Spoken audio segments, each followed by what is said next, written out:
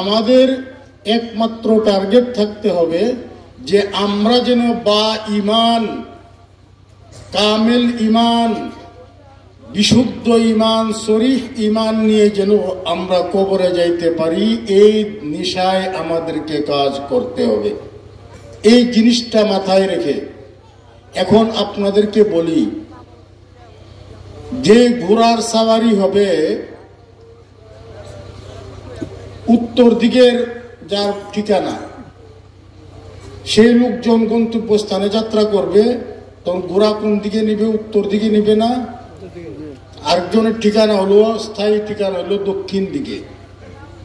সে যদি কোনো ঘোড়ার উপর সাওয়ারি থাকে তাহলে সে ঘোড়াটাকে দক্ষিণ দিক অভিমুখে রওনা করাইবে। এখন শয়তানের ঠিকানা কোথায়? শয়তানের ঠিকানা কোথায় হবে? জাহান্নামে।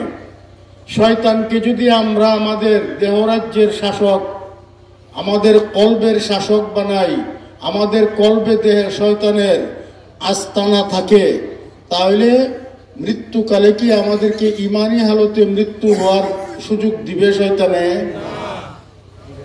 শয়তান চেষ্টা করবে যেন কুফরি হালতে মৃত্যু ঘটাইতে পারে, আর কুফরি হালতে মৃত্যু ঘটাইলেই শয়তান সফল, এই মানুষটা চির জাহান্নামী হবে।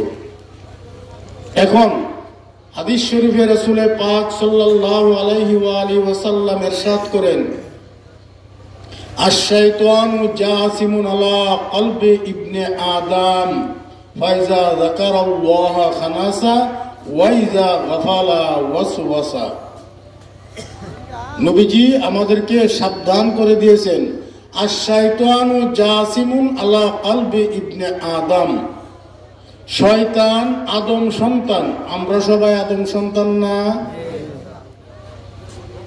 রাসূলুল্লাহ বলেছেন যে শয়তান আদম সন্তানের কালবের উপর শক্তভাবে বসা থাকে, মজবুতির সাথে বসা থাকে।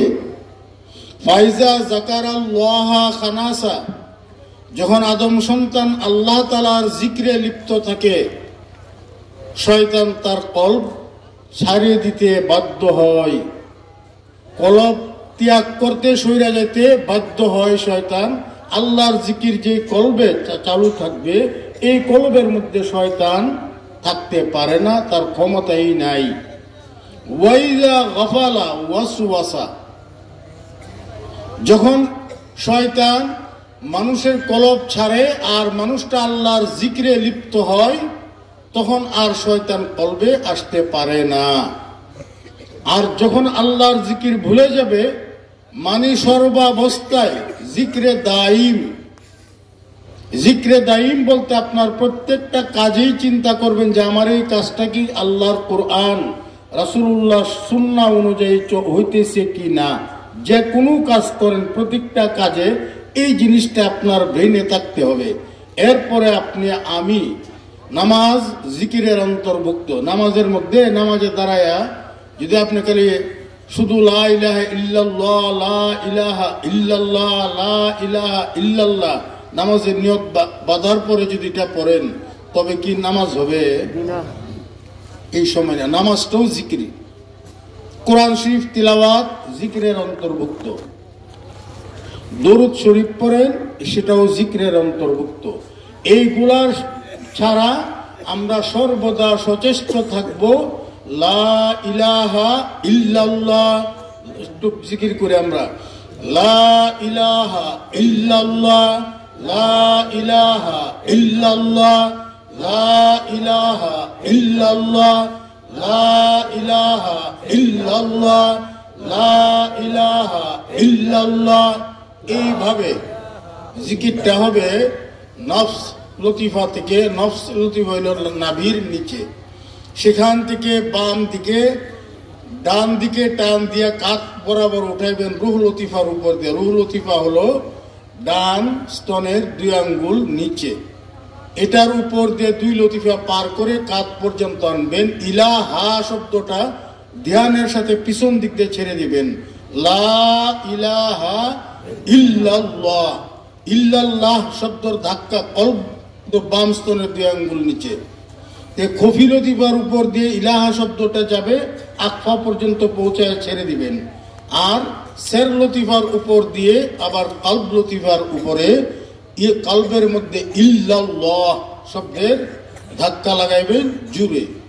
এই নিয়মে অন্তত পক্ষে রোজ 200 বার লা ইলাহা ইল্লাল্লাহ জিকির আর ইল্লাল্লাহ ইল্লাল্লাহ ইল্লাল্লাহ এই জিকির করবেন কমপক্ষে 400 বার। এটা সর্বনিম্ন সীমানা। এরপরে আল্লাহু ইসমে জাতের জিকির 600 বার। কমের পক্ষে হইল এইটুকু, এর চাইতে যারা বেশি পারেন।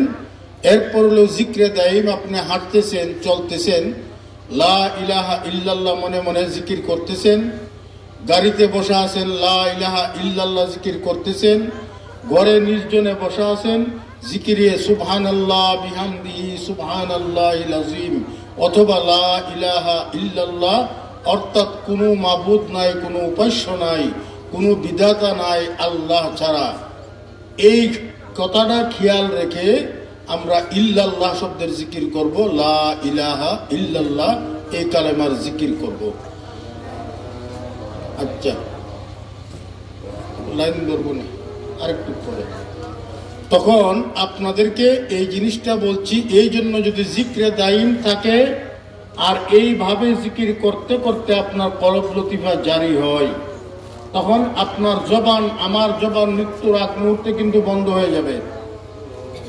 কারণ আপনার জবান বন্ধ, আপনার কলবে আল্লাহ তাআলার জিকির চালু থাকবে। তখন শয়তান আর আপনার ঈমান নষ্ট করা, কুফরি হালতে মৃত্যু ঘটানোর কাজ শয়তান আর করতে পারবে না। এই জন্য অনুরোধ করি সবাইকে বেশি বেশি জিকিরের মধ্যে লিপ্ত থাকবেন। আর একটি কথা বিশেষভাবে বলতেছি, হারাম খাদ্য অবশ্যই পরিহার করতে হবে। সুদ, ঘুষ, জুলুম, আত্মীয়র হক নষ্ট করা, বোন ভাইদের হক নষ্ট করা, জুলুম করে সম্পদ দখল করা, সুদ খাওয়া, ঘুষ খাওয়া, এই যাবতীয় হারাম কাজ, ধোঁকা ফাঁকির ব্যবসা, এরপরে যে ব্যবসা শরীয়তে হারাম, যেমন বাঁশি কেনা বেচা করা, মূর্তি কেনা বেচা করা, যে জিনিসগুলা শরীয়তে ব্যবহার হারাম, এইগুলা তৈয়ার করা হারাম, এইগুলার ব্যবসাও হারাম। এই সমস্ত দিক সতর্ক দেখে হালাল কামাই খাইতে হবে। আর মিথ্যা কথা কোনো অবস্থাতেই আমরা বলতে পারবো না, কারণ মিথ্যা বলা এবং হারাম খাদ্য খাওয়া এইগুলার দ্বারা মানুষের কলব নষ্ট হয়ে যায়, যার কারণে জিকিরে, ওয়াজে, নসিহতে তার মধ্যে অ্যাকশন করে না। যেমন মনে করেন আপনার পেটের অসুখ, আমাশয়, ডাক্তারে কিছু খাবার নিষেধ দেয় না, ঔষধ দেয় আর কয়েকটা জিনিস নিষেধ করে, ঝাল, বাসি, শুটকি এবং ভাজা পোড়া এই সমস্ত জিনিস খাইবেন না। এখন আপনি ওষুধ খাইছেন ঠিক, কিন্তু এই কথাগুলো একটু মানেন নাই, তখন কি আপনার পেটের অসুখ ভালো হবে? না। এই জন্য অনুরোধ করি যে ওয়াজ নসিহত সারা রাত্র আমরা শুনলাম, এই কথাগুলো আমাদের পত্য, এইগুলো আমাদেরকে মানতে হবে। তখন আমাদের ইবাদত, বন্দেগী, জিকির, আজকার এগুলা কাজ করবে। এই জন্য অনুরোধ করি, সর্বোত্তম জিকির হইল নামাজ।